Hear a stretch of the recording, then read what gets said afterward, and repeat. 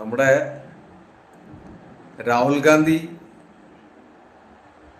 അനാവശ്യമായിട്ടുള്ള സംസാരങ്ങളിലൂടെ പൊക്കിപ്പിടിച്ച ആ ഒരു കൊടുവാളി തന്നെ എന്ന് പറയാം. പക്ഷെ അങ്ങനെയൊന്നും ആക്ഷേപിച്ച് ഒരു രാഷ്ട്രീയം കെട്ടിപ്പടുക്കേണ്ട ഒരാവശ്യവും ഇന്ത്യയെ സംബന്ധിച്ചിടത്തോളം ഇല്ല. ഇവിടെ എല്ലാവർക്കും ഒരേ നിയമവും ഒരേ രീതിയിലുള്ള ആ ഒരു കാഴ്ചപ്പാടും തന്നെയാണ്. പിന്നെ രാഹുൽ ഗാന്ധി വേണ്ടാത്ത രീതിയിലുള്ള സംസാരങ്ങളൊക്കെ ഈ കുട്ടികൾ പറയുന്നത് പോലെ എടുത്തെടുത്ത് പറഞ്ഞ് അനാവശ്യമായിട്ടുള്ള രീതിയിലുള്ള ആ ഒരു സംഭാഷണം ചില ആളുകൾക്ക് അത് രോമാഞ്ചം കൊള്ളിച്ചിട്ടുണ്ടാകും. പക്ഷേ ആ രോമാഞ്ചം ചില ആളുകളിൽ കരിഞ്ഞുപോയ ഒരു ദിവസം തന്നെയാണ് ഇന്നലെ അവിടെ സംഭവിച്ചത്.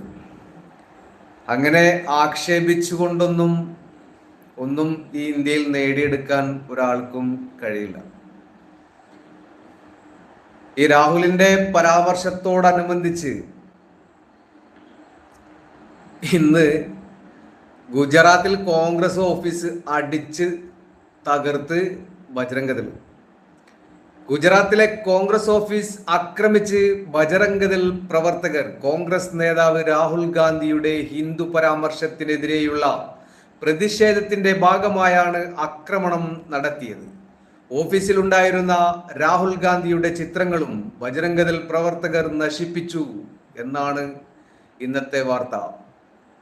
എന്തിനു വേണ്ടിയിട്ടായിരിക്കും ആ പാർലമെന്റ് മന്ദിരത്തിൽ നരേന്ദ്രമോദിയോടുള്ള ആ ഒരു വിദ്വേഷം വെച്ച്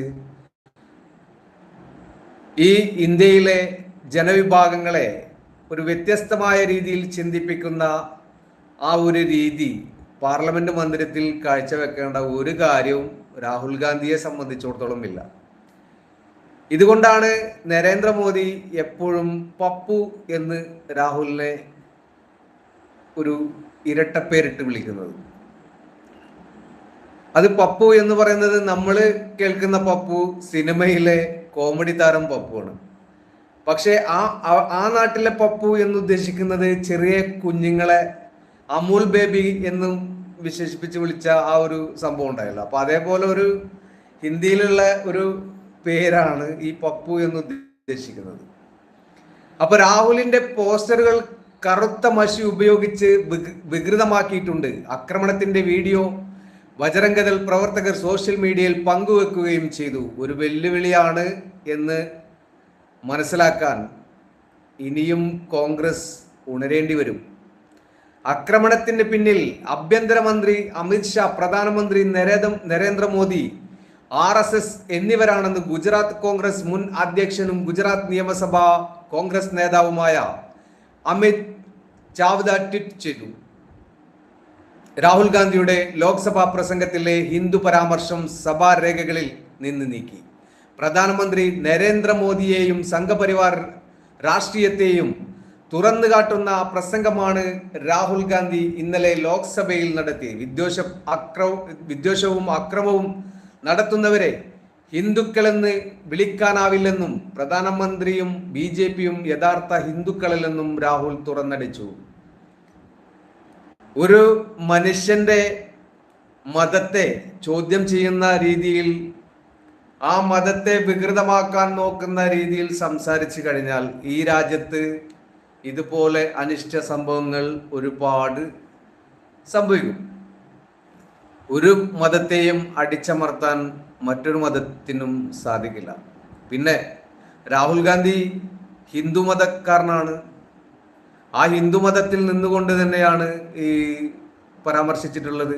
പക്ഷെ രാഹുൽ ഗാന്ധി സംസാരിച്ച ആ ഒരു രീതി, അയാളുടെ ആ ഒരു ബുദ്ധിയിൽ ഉദിച്ചത് എല്ലാ ഹിന്ദുക്കളും BJPയും അതുപോലെ തന്നെ RSSുമല്ല എന്നാണ്. പിന്നെ യഥാർത്ഥ ഹിന്ദു വിശ്വാസമനുസരിച്ച് നരേന്ദ്രമോദിയും അതുപോലെ തന്നെ അമിത്ഷായും ചെയ്യുന്നത് ശരിയല്ല എന്നുള്ള ആ ഒരു കാഴ്ചപ്പാടിലൂടെയാണ് ആ പാവം മനുഷ്യൻ പാർലമെന്റിൽ വിളിച്ചു കൂവിയത്. ഇന്ന് അത് ഭയങ്കര ഒരു തിരിച്ചടിയായിരിക്കുകയാണ്. ഇപ്പോ കുറച്ച് സമയം മുൻപ് ഒരു ന്യൂസ് വന്നു. ഇന്നലെ നരേന്ദ്രമോദിയെ അടിച്ച അതേ ചാട്ടവാർ കൊണ്ട് തന്നെ രാഹുൽ ഗാന്ധിയെയും നരേന്ദ്രമോദി ശരിക്ക് പൊതിരെ തല്ലി എന്നുള്ള ഒരു സംഭവമാണ്. ലോക്സഭയിൽ കഴിഞ്ഞ ദിവസം ഭരണപക്ഷത്തെ കടന്നാക്രമിച്ച പ്രതിപക്ഷ നേതാവ് രാഹുൽ ഗാന്ധിക്കെതിരെ തിരിച്ചടിച്ച് പ്രധാനമന്ത്രി നരേന്ദ്രമോദി 99 സീറ്റ് കിട്ടിയത് ആഘോഷമാക്കുന്ന രാഹുലിനെയും കോൺഗ്രസിനെയും പ്രധാനമന്ത്രി പരിഹസിച്ചു. തിരഞ്ഞെടുപ്പിൽ കോൺഗ്രസിന് ലഭിച്ച സീറ്റുകളുടെ എണ്ണം ചൂണ്ടിക്കാട്ടിയായിരുന്നു പരിഹാസം. 100-ൽ 99 കിട്ടിയെന്ന ധാരണയിലാണ് ആഘോഷിക്കുന്നതെന്നും 543-ലാണ് 99 കിട്ടിയതെന്ന കാര്യം പറഞ്ഞ് മനസ്സിലാക്കണമെന്നും പ്രധാനമന്ത്രി പറഞ്ഞു. രാഹുലിനെ കുട്ടിയോട് ഉപമിച്ചായിരുന്നു പ്രധാനമന്ത്രിയുടെ പരാമർശം. എക്കാലവും അതുപോലെ തന്നെയാണ് നരേന്ദ്രമോദി രാഹുൽ ഗാന്ധിയെ വിളിക്കാറ്. ചിലപ്പോ ആ ഒരു വ്യക്തി ബഹുമാന സൂചകമായി, അതല്ലെങ്കിൽ വേറൊരു ബഹുമാന സൂചകമായി, ഇപ്പൊ നമ്മുടെ ചെറിയ കുട്ടികളെയൊക്കെ കണ്ടു കഴിഞ്ഞാൽ മോനെ അങ്ങനെ ഒരു രീതിയിലുണ്ട്, ഒരു വിളി ഉണ്ടല്ലോ, അങ്ങനെയുള്ള വിളിയിലൂടെ ആയിരിക്കും ചിലപ്പോ പ്രധാനമന്ത്രി നരേന്ദ്രമോദി രാഹുൽ ഗാന്ധിയെ വിളിച്ചിരുന്നത്. ആ സ്നേഹത്തോടു കൂടിയായിരിക്കും ചിലപ്പോ. അപ്പോ ഭാര്യയില്ല, മക്കളില്ലാത്ത ആ ഒരു വ്യക്തിക്ക് ചിലപ്പോ രാഹുൽ ഗാന്ധിയോടുള്ള ആ ഒരു മകൻ എന്നുള്ള ഒരു പ്രണയമായിരിക്കാം പപ്പു, അല്ലെങ്കിൽ അങ്ങനെയൊക്കെ വിളിച്ച് സംസാരിക്കുന്നത്. അപ്പോ രാഹുൽ ചെറുപ്പമാണല്ലോ, അപ്പൊ രാഹുലിന് രാഷ്ട്രീയപരമായിട്ട് അത്ര ഗ്രാഹ്യമൊന്നുമില്ല. അവൻ വിളിച്ചു പോകുന്നത് ഒക്കെ ബുദ്ധിമോശത്തോടു കൂടിയിട്ടുള്ള സംസാരങ്ങളാണ് എന്നുള്ള രീതിയിലാണ് നരേന്ദ്രമോദി എക്കാലവും ഇന്നും രാഹുൽ ഗാന്ധിയെ ഒരു കുട്ടി എന്ന് ഉപമിച്ച് സംസാരിച്ചത്. ഞാൻ ഒരു സംഭവം ഓർക്കുന്നു. 99 മാർക്ക് നേടിയ ഒരു പയ്യൻ ഉണ്ടായിരുന്നു. ആ പയ്യൻ അവൻ അത് എല്ലാവരെയും കാണിക്കുമായിരുന്നു. 99 മാർക്ക് നേടിയ പയ്യൻ എന്ന് കേൾക്കുമ്പോൾ ആളുകൾ അവനെ വളരെയധികം പ്രോത്സാഹിപ്പിച്ചു. അപ്പോൾ ഒരു ടീച്ചർ വന്ന് ചോദിച്ചു, നിങ്ങൾ എന്തിനാണ് മധുരം വിതരണം ചെയ്യുന്നതെന്ന്. 100-ൽ 99 അല്ല, 543-ൽ 99 കിട്ടിയതെന്ന് ആ ടീച്ചർ പറയണമെന്നുണ്ടായിരുന്നു. കുട്ടികളുടെ ബുദ്ധിയല്ലേ തോൽവിയിൽ നിങ്ങൾ ഒരു ലോക റെക്കോർഡ് സൃഷ്ടിച്ചുവെന്ന് ഇപ്പോൾ ആ കുട്ടിയോട് ആരാണ് വിശദീകരിക്കുക? പ്രധാനമന്ത്രി ലോക്സഭയിൽ ചോദിച്ചു. അപ്പോൾ ഇന്നലെ പറഞ്ഞ രാഹുലിന്റെ ആ ഒരു പരിഹാസത്തിന് പ്രതികാരമായാണ് ഇന്ന് നരേന്ദ്രമോദി ലോക്സഭയിൽ ഇത്തരം കാര്യങ്ങൾ പറഞ്ഞത്. 1984-ലെ തിരഞ്ഞെടുപ്പിന് ശേഷം 10 ലോക്സഭാ തെരഞ്ഞെടുപ്പുകളിലാണ് രാജ്യത്ത് നടന്നത്. എന്നാൽ ഒരിക്കൽ പോലും കോൺഗ്രസിന് 250 കടക്കാൻ കഴിഞ്ഞില്ല. ഇത്തവണ 99 സീറ്റുകളാണ് കോൺഗ്രസ് നേടിയതെന്നും മോദി പറഞ്ഞു. ലോക്സഭാ തിരഞ്ഞെടുപ്പിനോടൊപ്പം 4 നിയമസഭകളിലേക്ക് കൂടി തിരഞ്ഞെടുപ്പ് നടന്നു. 4 സംസ്ഥാനങ്ങളിലും NDA സഖ്യം വൻ വിജയം നേടി. ഒഡീഷയിലെ ജനങ്ങളും BJPയെ അനുഗ്രഹിച്ചു. 3ാം തവണയും തങ്ങൾ അധികാരത്തിൽ വന്നിരിക്കുകയാണ്. താൻ നേരത്തെ പറഞ്ഞതുപോലെ 3 ഇരട്ടി വേഗത്തിലായിരിക്കും പ്രവർത്തനങ്ങളും അദ്ദേഹം പറഞ്ഞു. അത് യാതൊരു സംശയവുമില്ല.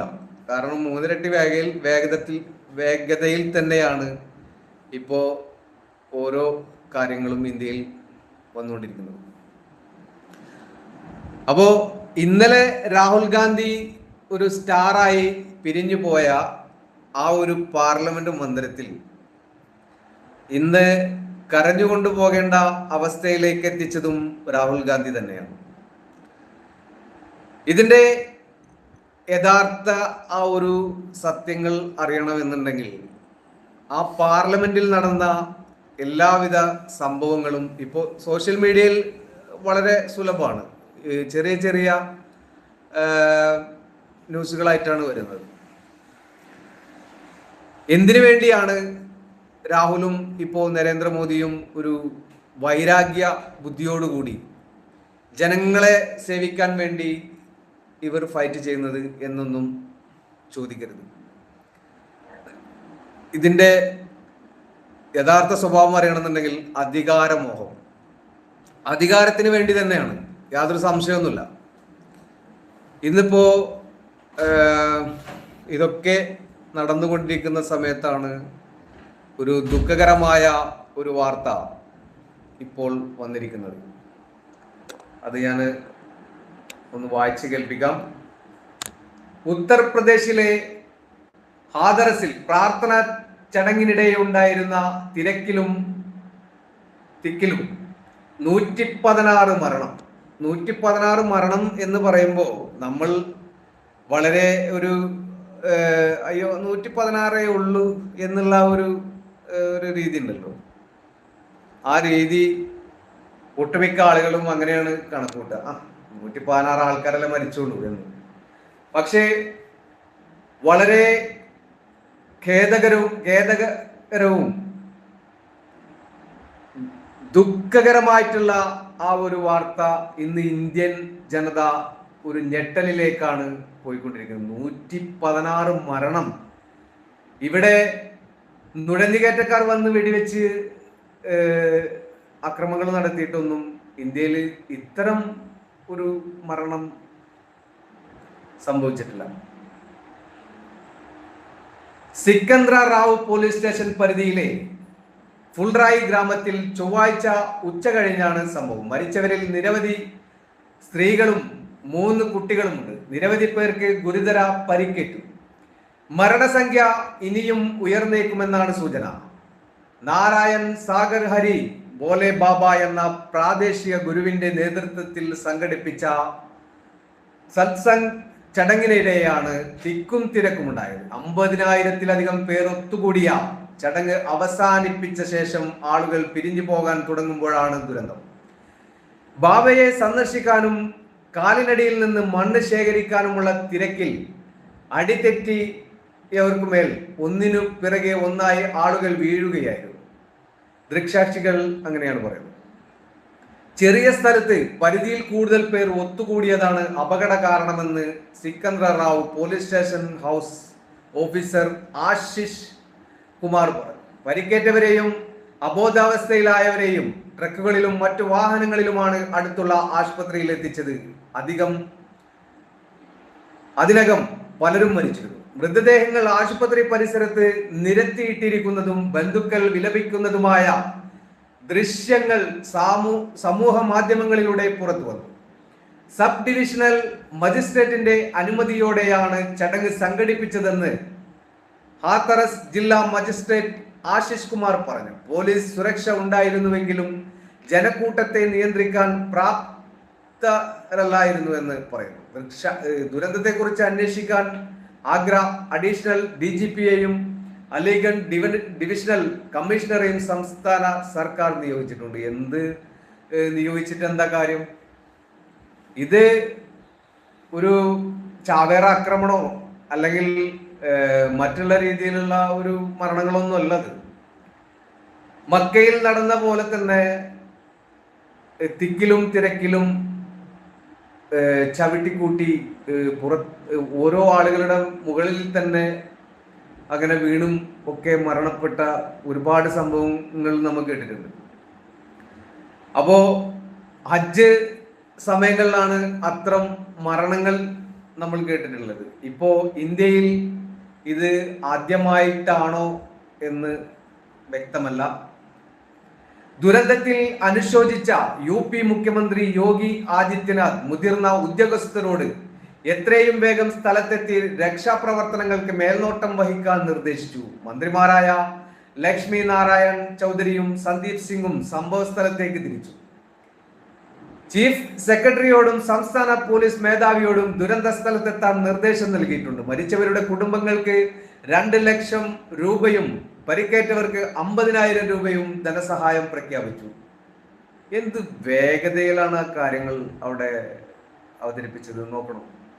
ഇതിപ്പോ മരിച്ചവര് മരിച്ചുപോയി, ഈ പണം ആ മരിച്ചവരുടെ കുടുംബങ്ങൾക്കാണ്, അവരുടെ മരണാനന്തര ചടങ്ങുകൾക്കും മറ്റുമൊക്കെ ആയിട്ട് അത് ഉപകരിക്കും. പിന്നീട് ആ ഒരു കുടുംബങ്ങൾക്ക് ഇതിലും വലിയ തുക ഇനി രാജ്യത്തിന്റെ ആ ഒരു ഫണ്ടിൽ നിന്ന് തന്നെ കിട്ടും. അതിപ്പോ മരിച്ചവർക്ക് കിട്ടില്ലല്ലോ, സാധാരണ ഇനി അവരെ ബന്ധുക്കൾക്ക് കിട്ടിയിട്ട് എന്താ കാര്യം? ഉത്തർപ്രദേശിലെ ഇറ്റ ജില്ലയിൽ ജനിച്ച ഭോലെ ബാബ ഇന്റലിജൻസ് ബ്യൂറോയിലെ മുൻ ഉദ്യോഗസ്ഥനെയാണ് സ്വയം വിശേഷിപ്പിക്കുന്നത്. 26 വർഷം മുമ്പ് ജോലി ഉപേക്ഷിച്ച് മതപ്രഭാഷണം നടത്താൻ തുടങ്ങിയെന്നും അവകാശവാദം ഉന്നയിക്കുന്നു. ഉത്തർപ്രദേശ്, ഉത്തരാഖണ്ഡ്, ഹരിയാന, രാജസ്ഥാൻ, ഡൽഹി എന്നിവിടങ്ങളിൽ ലക്ഷക്കണക്കിന് അനുയായികളാണ് ഇദ്ദേഹത്തിനുള്ളത്. മറ്റു മതപ്രഭാഷകരിൽ നിന്ന് വ്യത്യസ്തമായി സമൂഹ മാധ്യമ സാന്നിധ്യം ഇല്ലെന്നതാണ് ഇദ്ദേഹത്തിന്റെ പ്രത്യേകത. യുപിയിലെ അലിഗഡ്, ഹാഥ്രസ് ജില്ലകളിൽ എല്ലാ ചൊവ്വാഴ്ചയും പ്രാർത്ഥനാ ചടങ്ങ് സംഘടിപ്പിക്കാറുണ്ട്. ഇനി എന്തൊക്കെയാണ് ആ നാട്ടിൽ സംഭവിക്കുക എന്നൊന്നും നമുക്ക് പറയാൻ കഴിയില്ല. വേറെ കുറെ കാര്യങ്ങൾ ഇപ്പോ രാഹുലിന്റെ ആ ഒരു സംസാരത്തിലാണ്.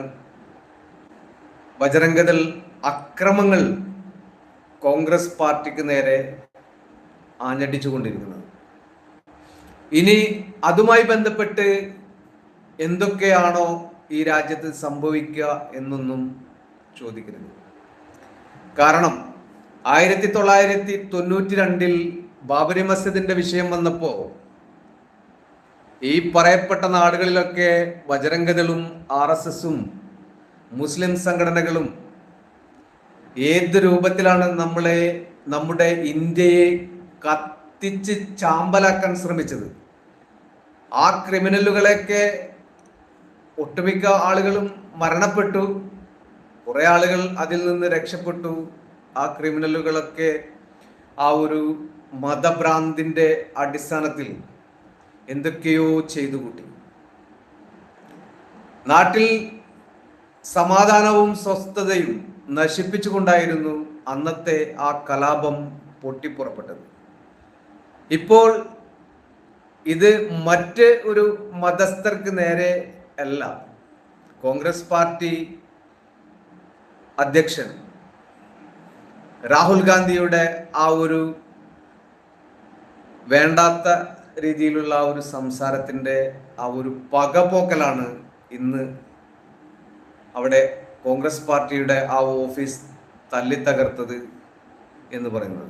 അവിടെ ഉണ്ടായിരുന്ന രാഹുൽ ഗാന്ധിയുടെ ഫോട്ടോമൊക്കെ അവർ വലിച്ചു ചീന്തി കരിതേക്കുകയും അതുപോലെ തന്നെ എല്ലാം നശിപ്പിച്ച് കളഞ്ഞ് അങ്ങനെ തന്നെ കണക്ക് കൂട്ടാൻ മതി. കാരണം ഇനി അതിലൊന്നും ബാക്കിയുണ്ടാവില്ലല്ലോ. കാരണം ആന കരിമ്പുന്തോട്ടത്തിൽ കയറിയാൽ എങ്ങനെ ഉണ്ടാവും, അതുപോലെ തന്നെ ആയിരിക്കും ഏത് പാർട്ടിക്കാരായാലും മറ്റു ഒരു പാർട്ടി ഓഫീസിൽ കയറി അക്രമങ്ങൾ അഴിച്ചുവിടുക എന്ന് പറഞ്ഞാൽ അവിടെ ഉണ്ടാകുന്ന എല്ലാം നശിപ്പിച്ച് കൊണ്ടായിരിക്കും അവർ മുദ്രാവാക്യവും വിളിച്ച് ആ പാർട്ടിയുടെ ആ ഒരു ശക്തി അവിടെ തെളിയിച്ചു കൊണ്ടായിരിക്കും അവർ പിന്മാറിയിട്ടുണ്ടാകുക. അപ്പോൾ നമ്മുടെ ഇന്ത്യയിൽ അനിഷ്ട സംഭവങ്ങൾ എന്ന് പറയാം. ഇപ്പോ ഇത് നടന്നു, നാളെ ഇനി കോൺഗ്രസ്സുകാർ BJPയെ അവരുടെ ഓഫീസിനെ ആക്രമിക്കുമോ, ബജരംഗദളുടേതായിട്ടുള്ള ആളുകളെ ആക്രമിക്കുമോ, ഓഫീസ് ആക്രമിക്കുമോ എന്നൊന്നും നമുക്ക് പറയാൻ കഴിയില്ല. ഇന്ത്യയുടെ ആ ഒരു ജനങ്ങളിലെ സ്വഭാവം അങ്ങനെയാണ്. കാരണം എന്തെങ്കിലും ഒരു ക്രിമിനൽ സ്വഭാവം ചെയ്തിട്ടുണ്ടെങ്കിൽ തീർച്ചയായിട്ടും അതിനൊരു പെട്ടെന്ന് തന്നെ ഒരു തിരിച്ചടി ഉണ്ടാകും. കാരണം സിനിമ സ്റ്റൈലിലാണ് നമ്മുടെ ഇന്ത്യയിലെ എല്ലാ പ്രതികാരങ്ങളും നടന്നിട്ടുള്ളത്. ആരും അതിന് ഒരു സെക്കൻഡ് പോലും വൈകാതെ തന്നെ അതിന് ഉഗ്രൻ മറുപടി കൊടുത്താണ് പേരെടുത്ത് വെല്ലുവിളിച്ച് ഈ നാട്ടിൽ ഗുണ്ടായിസം വളർത്തിയെടുക്കുന്നത്.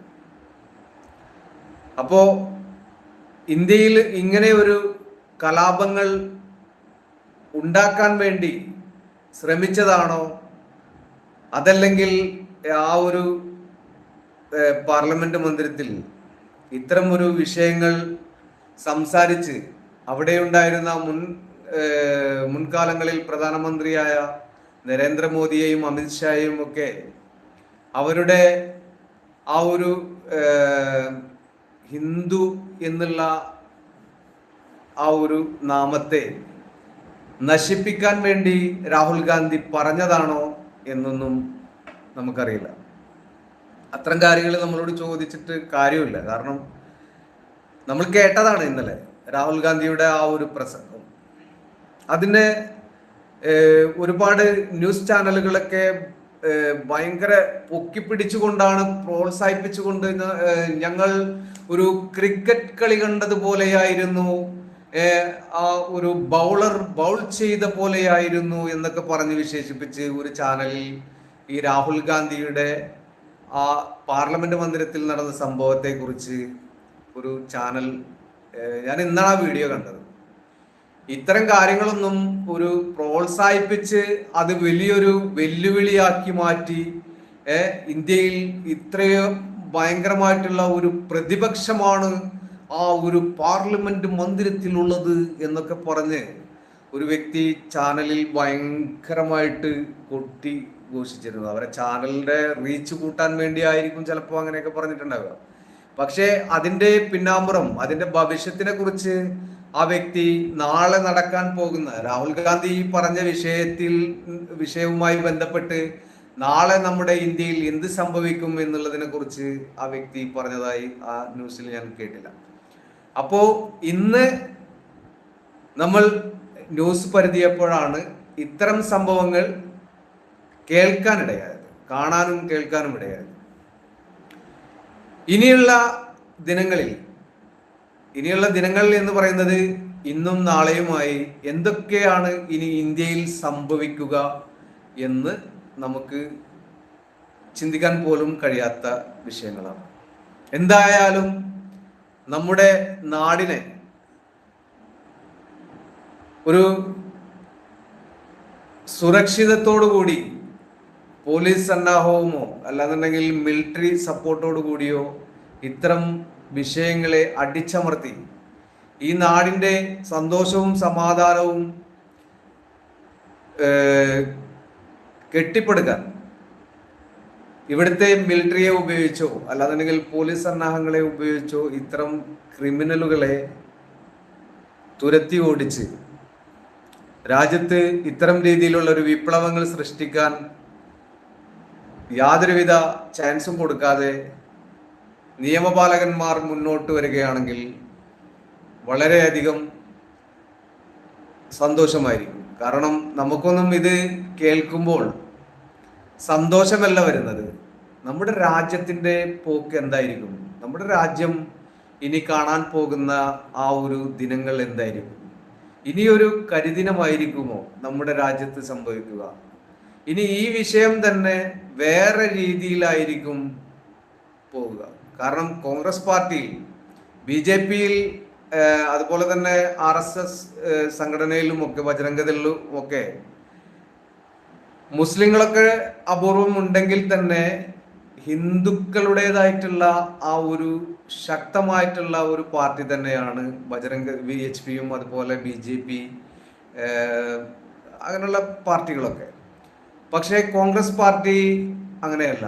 കോൺഗ്രസ് പാർട്ടിയിൽ എല്ലാ മതവിഭാഗക്കാരും ഉൾക്കൊള്ളുന്ന ഒരു പാർട്ടിയാണ് കോൺഗ്രസ് പാർട്ടി. അത് ആദ്യകാലം മുതലേ അങ്ങനെയാണ്. നമ്മുടെ കേരളത്തിലൊക്കെ നമ്മുടെയൊക്കെ മുൻഗാമികൾ ഏറ്റവും കൂടുതൽ അവർ കോൺഗ്രസ്സുകാരാണ് എന്നാണ് മനസ്സിലാക്കാൻ കഴിഞ്ഞത്. കാരണം അവർക്ക് കൈപ്പത്തി ചിഹ്നം എന്ന് പറയുമ്പോൾ അതൊരു സന്തോഷമാണ്. കാരണം കൈപ്പത്തി ചിഹ്നം അത് കാണുമ്പോൾ തന്നെ അവർ ആദ്യം വ്യക്തികളെയല്ല നോക്കുന്നത്, ആ ഒരു ചിഹ്നത്തിൽ അങ്ങനെ കുത്തി കോൺഗ്രസിനെ ജയിപ്പിച്ചു. അങ്ങനെ ഇന്ത്യ രാജ്യത്ത് വർഷങ്ങളോളം, കാലങ്ങളോളം ഇന്ത്യ രാജ്യം ഭരിച്ചു. പിന്നീടുള്ള കാലഘട്ടങ്ങളിലൊക്കെ മന്ത്രിസഭയിലും അതുപോലെ തന്നെ ഭരണ സംവിധാനങ്ങളിലുമൊക്കെ ഒരുപാട് വിള്ളലുകൾ സംഭവിച്ചു. കോൺഗ്രസ് പാർട്ടി തകർന്ന് തരിപ്പണമായി പോവുക തന്നെ ചെയ്ത ഒരു സമയത്താണ് ഇപ്പോൾ നടന്ന തെരഞ്ഞെടുപ്പ്. ആ തെരഞ്ഞെടുപ്പിൽ ഉയർത്തെഴുന്നേറ്റത് രാഹുൽ ഗാന്ധിയുടെ ജോഡോ യാത്ര എന്ന് പറയുന്ന, മഹാത്മാഗാന്ധി ഉപ്പ് സത്യാഗ്രഹം നടത്തിയ പോലെ തന്നെ ഒരുപാട് ജനങ്ങളെ ആനയിച്ചും കൊണ്ടാണ് ആ ജോഡോ യാത്ര. അതിൽ കൂടി ഇന്ത്യയിലെ സമാധാനം നിലനിർത്താൻ കഴിയുമെന്ന ആ ഒരു ചിന്തയിലാണ് കോൺഗ്രസ് പാർട്ടിക്ക് ഓരോ വോട്ടർമാരും വോട്ട് നൽകിയിട്ടുള്ളത്. അതല്ലാതെ രാഹുൽ ഗാന്ധിക്ക് പാർലമെന്റ് മന്ദിരത്തിൽ പോയി അവിടെയുള്ള ഭരണപക്ഷത്തെ വെല്ലുവിളിക്കാൻ വേണ്ടിയിട്ടുള്ള ലൈസൻസ് ആയിട്ട്, അവരെ സപ്പോർട്ട് ചെയ്യുന്നതായിട്ടുള്ള ആ ഒരു ലൈസൻസ് ആയിട്ടല്ല ഓരോ വ്യക്തികളും അവരുടെ അവകാശം ആ ഒരു കോൺഗ്രസ് പാർട്ടിക്ക് നൽകി പ്രതിപക്ഷത്തിൽ എത്തിച്ചിട്ടുള്ളത്. ഇനിയും രാഹുൽ ഗാന്ധി ഒരുപാട് ചിന്തിച്ച് പ്രവർത്തിക്കേണ്ട സമയങ്ങളാണ്. അത് ഒന്നോ രണ്ടോ ദിവസങ്ങളിൽ ഒതുക്കാനുള്ളതല്ല. എന്താണ് ആ വ്യക്തിയിൽ ഇത്രയും വലിയ ഒരു പൊട്ടിത്തെറി? അതിന്റെ ആവശ്യമുണ്ടോ? ഇല്ല. ഇവിടെ ചോദ്യം ചെയ്യാനും അതുപോലെ തന്നെ ഭരിച്ചിരുന്ന പാർട്ടിയെ അവർ ചെയ്ത എന്ത് കുറ്റകൃത്യങ്ങളാണെങ്കിലും അതിനെ ചോദ്യം ചെയ്യാൻ ഇവിടെ നിയമവ്യവസ്ഥകളും കാര്യങ്ങളൊക്കെ ഉണ്ട്. ആ നിയമത്തിലൂടെ തന്നെ മുന്നോട്ട് പോയാൽ രാഹുൽ ഗാന്ധിക്ക് ഒന്നുകൂടി സപ്പോർട്ട് കിട്ടിയേനെ. കാരണം ഇപ്പോൾ രാഹുൽ ചെയ്തത് ഒരു ഹിന്ദി സിനിമയെ വെല്ലുന്ന രീതിയിൽ. ഇപ്പോ ഇന്ന് ഒരു വീഡിയോ കണ്ടു, രാഹുൽ ഗാന്ധി അവരുടെ ഗാർഡുകളുമായിട്ട് ഇങ്ങനെ നടന്നു വരുന്ന സമയം ഒരു സിനിമ സ്റ്റൈലിൽ, അക്ഷയ് കുമാറിന്റെ ഒക്കെ സിനിമയിലാണ് നമ്മൾ കൂടുതൽ അങ്ങനെയുള്ള ആ ഒരു സ്റ്റൈൽ കണ്ടിട്ടുള്ളത്. കഴുത്തൊക്കെ ഇങ്ങനെ വെട്ടിച്ച് കൈ കൊണ്ടൊക്കെ ഇങ്ങനെ മസിൽ പെരുപ്പിച്ച് അങ്ങനെ ഒരു ഗാംഭീര മുഖത്തോടു കൂടി മുന്നോട്ട് നടന്നു വരുന്ന ആ ഒരു രാഹുൽ ഗാന്ധിക്ക് അണിയറയിൽ ഒരു പ്രത്യേക രീതിയിലുള്ള മ്യൂസിക് ഒക്കെ കൊടുത്ത് ഒരു ഗുണ്ട വരുന്ന പോലെയാണ് ആരോ എഡിറ്റ് ചെയ്ത് വിട്ടിട്ടുള്ളത്. അപ്പോൾ അതൊക്കെ കണ്ടപ്പോ സത്യം പറഞ്ഞു കഴിഞ്ഞാല് എനിക്ക് ചിരി വന്നിട്ടാണ്. കാരണം എന്തിനു വേണ്ടിട്ടാ? അയാള് ഒരു ക്രിമിനൽ ഒന്നുമല്ല. ആര്? രാഹുൽ ഒരു ക്രിമിനൽ ഒന്നല്ല. പക്ഷെ അയാളെ ഒരു ഡോണാക്കി മാറ്റി ചിത്രീകരിക്കുന്ന ഒരു വീഡിയോ ആണ് ഇന്നിപ്പോ പ്രത്യക്ഷത്തിൽ വന്നത്. അതിന്റെ ആവശ്യമുണ്ടോ? അപ്പോ വീണ്ടും ആ ഒരു വ്യക്തിയെ ഒരു ശത്രുത നിരയിലേക്ക് കൊണ്ടുപോകാൻ തന്നെയാണ് അത് ഉപകാരപ്പെടുക. കാരണം കോൺഗ്രസിൻ്റെതായിട്ടുള്ള ആളുകൾ ഒക്കെ തന്നെ ആയിരിക്കും ചിലപ്പോ ആ ഒരു മ്യൂസിക് ബാക്ക്ഗ്രൗണ്ടും മ്യൂസിക്കൊക്കെ കൊടുത്ത് രാഹുൽ ഗാന്ധി ആ ഒരു സിനിമാ സ്റ്റൈലിൽ നടന്നു വരുന്ന ആ ഒരു രംഗം സോഷ്യൽ മീഡിയയിൽ പ്രചരിപ്പിച്ചത്. അപ്പോ വിനാശകാലെ വിപരീത ബുദ്ധി എന്ന് പറയുന്ന പോലെ ഇത് തുടക്കത്തിൽ തന്നെ വിനാശം വിതക്കാൻ ശ്രമിച്ചാൽ പിന്നെ മറ്റു ഒരു ഓപ്ഷനും അവിടെ ഉണ്ടാവില്ല. ഇനി അടുത്ത ദിവസങ്ങളിലൊക്കെ ഈ നരേന്ദ്രമോദി എന്ന് പറയുന്ന വ്യക്തി മണിക്കൂറുകളോളം നിന്ന് സംസാരിക്കും. ഇന്ത്യയുടേതായിട്ടുള്ള എല്ലാ വിഷയങ്ങളെ കുറിച്ചും സംസാരിക്കും. ഇപ്പൊ കഴിഞ്ഞ ദിവസങ്ങളിൽ നമ്മളൊക്കെ കണ്ടതാണ്, നരേന്ദ്രമോദി ഹിന്ദിയിൽ സംസാരിക്കുന്നുണ്ടെങ്കിൽ തന്നെ നമ്മുടെ കേരളത്തിൻ്റെതായിട്ടുള്ള പുരോഗമനത്തെ കുറിച്ചും കേരളത്തിൽ ഇന്ത്യയിൽ ഏറ്റവും കൂടുതൽ അവര് ആരാധിക്കുന്നതായിട്ടുള്ള ആ ഒരു ദൈവങ്ങളും അതുപോലെ തന്നെ ഒരുപാട് പ്രകൃതി ആസ്വദിക്കാനുള്ള എല്ലാ സെറ്റപ്പും കേരളത്തിലുണ്ട്. ഇവിടെ ആര്യവൈദ്യശാല, കോട്ടക്കൽ ആര്യവൈദ്യശാലയെ കുറിച്ച് പറഞ്ഞു. ഇവിടുത്തെ കഥകളി, കുച്ചിപ്പുടി, ഇങ്ങനെയുള്ള ഈ വിദേശികളെ വരവേൽക്കുന്നതായിട്ടുള്ള എല്ലാ സംരംഭങ്ങളും, കളരിപ്പയറ്റ്, കരാട്ടെ, കുൻഫു, ഇങ്ങനെയുള്ള മേഖലകളിലൊക്കെ നൈപുണ്യം നേടിയ ആളുകളൊക്കെ കേരളത്തിലാണ് എന്നുള്ള ആ ഒരു അംഗീകാരം മലയാളികളിൽ ഏറ്റവും കൂടുതൽ അംഗീകരിക്കാൻ കഴിയുന്ന ആ ഒരു സംഭവമാണ് നരേന്ദ്രമോദി കഴിഞ്ഞ നാളുകളിൽ ജനങ്ങളുടെ മുന്നിൽ അവതരിപ്പിച്ചത്. അതുപോലെ തന്നെ ഇപ്പൊ ഇന്നലെ ഒരു വീഡിയോ ഞാൻ കണ്ടു. ആ വീഡിയോയിൽ പറയുകയാണ്, ഈ ബാങ്കുകളിൽ നിക്ഷേപിച്ചതായിട്ടുള്ള പണം, ബാങ്കുകളിൽ നിക്ഷേപിച്ച പണം അതിന്റെ ലാഭവിഹിതം ആഗ്രഹിച്ചുകൊണ്ട് സാധാരണക്കാരായിട്ടുള്ള ആളുകളൊക്കെ ബാങ്കിൽ പണം നിക്ഷേപിക്കുകയും ആ പണത്തിന്റെ മൂല്യം മനസ്സിലാക്കാതെ തന്നെ ബാങ്ക് ഒരു നിശ്ചിത പൈസ ഈ പാവപ്പെട്ടവർക്ക് കൊടുക്കുകയും ഈ പണം ഉപയോഗിച്ച് മറ്റ് ചില വേണ്ടാത്ത സ്വഭാവങ്ങൾ കാണിച്ചു കൂട്ടുന്ന സംഭവങ്ങളെ കുറിച്ച് ആ ബാങ്കിൽ നിന്ന് പണം വേറെ രീതിയിൽ പിൻവലിച്ച് ആ പണത്തെ ദുരുപയോഗം ചെയ്യുന്ന ആ ഒരു സംഭവത്തെ കുറിച്ച് നരേന്ദ്രമോദി ഇന്ത്യയിൽ നടക്കുന്ന ഇത്തരം ചീറ്റിംഗ് പ്രവർത്തികൾ അത് കണ്ടുപിടിച്ച് ഈ ഡെപ്പോസിറ്റ് ചെയ്തിട്ടുള്ള ആളുകളുടെ പണം നഷ്ടപ്പെടാതെ തന്നെ അവർക്ക് അർഹിക്കുന്ന ആ ഒരു ഇൻട്രസ്റ്റോട് കൂടി ആ പണം തിരികെ ആ പാവപ്പെട്ടവരുടെ കയ്യിലെത്തിക്കാൻ തീർച്ചയായും നരേന്ദ്രമോദി അതിന്റെ പിറകിലുണ്ടാകും എന്ന് നരേന്ദ്രമോദി ഈ ജനങ്ങളെ അഭിസംബോധന ചെയ്തു സംസാരിച്ചു. അപ്പോ നരേന്ദ്രമോദി അവരുടെ പോക്കറ്റ് വീർപ്പിക്കാൻ വേണ്ടി ഒരു ഭരണം ഇവിടെ കാഴ്ചവെച്ചിട്ടില്ല എന്നുള്ളത് സത്യമാണ്, ഉറപ്പാണ് ആ കാര്യത്തിൽ. അപ്പോൾ നരേന്ദ്രമോദിയെ വല്ലാതെ അങ്ങനെ കുറ്റപ്പെടുത്താനൊന്നും ആർക്കും കഴിയില്ല. ചില പാർട്ടിയുടേതായിട്ടുള്ള ആ ഒരു അജണ്ടയിൽ ചില സംഭവ വികാസങ്ങളൊക്കെ ചെയ്തിട്ടുണ്ടാവും. അത് ചെറിയ ചെറിയ തോതിലൊക്കെ ആയിരിക്കും. അംഗീകരിക്കാൻ കഴിയുന്നത് മാത്രമാണ് ഇവിടെ ഇന്ത്യയിൽ പ്രാബല്യത്തിൽ വന്നിട്ടുള്ളത്. അല്ലാതെ അവരെ എല്ലാ വിഷയങ്ങളും കെട്ടിച്ചമച്ച് അങ്ങനെ കൊണ്ടുവന്ന് അടിച്ചേൽപ്പിക്കാൻ ശ്രമിച്ച ഒരു ഭരണ സംവിധാനമൊന്നും ഇവിടെ വന്നിട്ടില്ല. അപ്പോൾ ഇനി വരും എന്നുള്ളത് ഇത്തരം പ്രതിപക്ഷങ്ങൾ നിലനിൽക്കുകയാണെങ്കിൽ തീർച്ചയായിട്ടും അടിച്ചമർത്തുന്ന രീതിയിലായിരിക്കും ആ ഒരു ഭരണപക്ഷത്തിന്റെ ആ ഒരു പ്രതികാരം. കാരണം നിങ്ങൾക്ക് ചെയ്യാൻ എന്തൊക്കെ നിങ്ങൾക്ക് കഴിയുമോ നിങ്ങൾ ചെയ്തോ.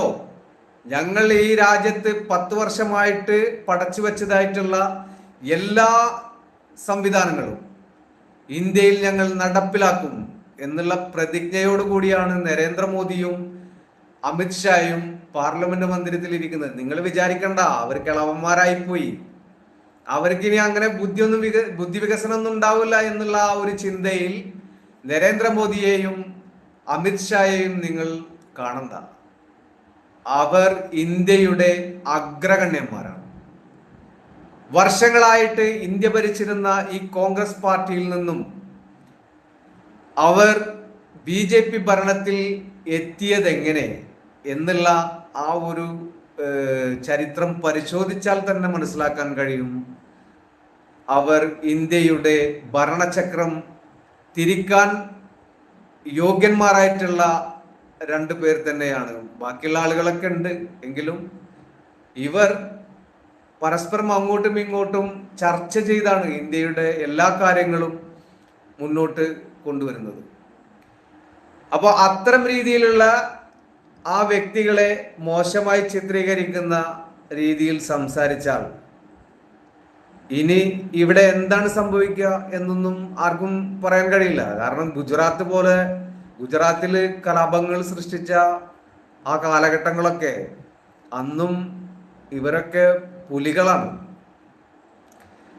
ഇവർ ചെയ്തു കൂട്ടിയ കാര്യങ്ങളൊക്കെ എന്ന് പറഞ്ഞു കഴിഞ്ഞാൽ ഒരാൾക്കും ചിന്തിക്കാൻ പോലും കഴിയാത്ത രീതിയിലാണ് ഗുജറാത്തിലേക്ക് കലാപങ്ങൾ അടിച്ചമർത്തി ആ ഭരണ സംവിധാനം മുന്നോട്ട് കൊണ്ടുപോയത്. അത്തരം രീതിയിലുള്ള നരേന്ദ്രമോദിയെ ഇനി പാർലമെന്റിൽ രാഹുൽ ഗാന്ധി ഏത് രീതിയിലാണ് നേരിടാൻ പോകുന്നത് എന്ന് വരും ദിനങ്ങളിൽ നമ്മൾക്ക് കണ്ടിരിക്കാം എന്ന് പറഞ്ഞുകൊണ്ട് എൻ്റെ ഈ ലൈവ് ഇവിടെ അവസാനിപ്പിക്കും. ഉറക്കം വന്നിട്ടില്ല.